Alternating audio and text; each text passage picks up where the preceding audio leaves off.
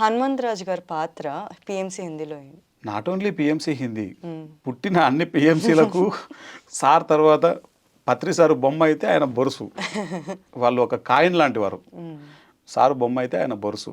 ఇప్పుడు వెనకాల ఉండి ఈ యొక్క లీగాలిటీ ఆస్పెక్ట్స్ కానీ, కంపెనీ యొక్క రూల్స్ అండ్ రెగ్యులేషన్స్ కానీ, ఎందుకంటే ఇప్పుడు దేన్నైనా నడపాలన్నప్పుడు దానికి ఒక వ్యవస్థ ఉంటుంది.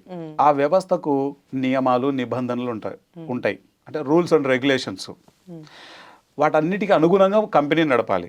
ఇఫ్ అలా కాకపోతే దాని పనిష్మెంట్స్ చాలా తీవ్రంగా ఉంటాయి, ఏది లిమిటెడ్ కంపెనీకి. కాబట్టి వీటన్నింటినీ అంత పకడ్బందీ ఆ వ్యవస్థను ఏర్పాటు చేసింది హనుమంతరావు సార్. పత్రి సార్కు విజన్ ఉంది. ఏమని విజన్ ఉంది?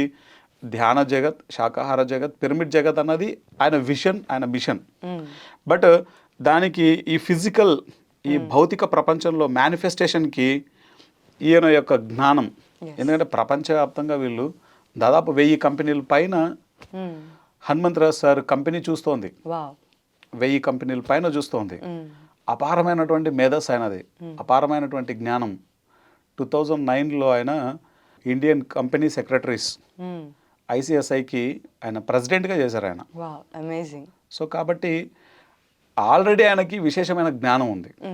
దట్టు ఎన్నో కంపెనీస్లో ఆయనకి చేసిన వర్క్ ఎక్స్పీరియన్స్ ఉంది పర్సనల్గా. నాట్ ఓన్లీ కంపెనీ సెక్రటరీ అయినా, ఒక కంపెనీ స్టార్ట్ చేస్తే ఏ స్థాయికైనా తీసుకెళ్ళగలిగేటువంటి విజ్డమ్ ఉంది ఆయనకు.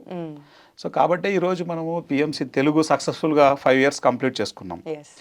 6th year మనం రన్నింగ్లో ఉన్నాం. హిందీ 4 years కంప్లీట్ చేసుకుంది, సక్సెస్ఫుల్గా నడుస్తుంది. మనం పిఎంసిలో కూడా తెలుగులో కూడా ఫస్ట్ మంది యూట్యూబ్ ఛానల్, తర్వాత ఇంటర్నెట్ ప్రోటోకాల్ టెలివిజన్, తర్వాత శాటిలైట్. సేమ్ యాజ్ ఇట్ ఈస్గా హిందీ కూడా అదే ఫార్ములాలో వచ్చేసింది.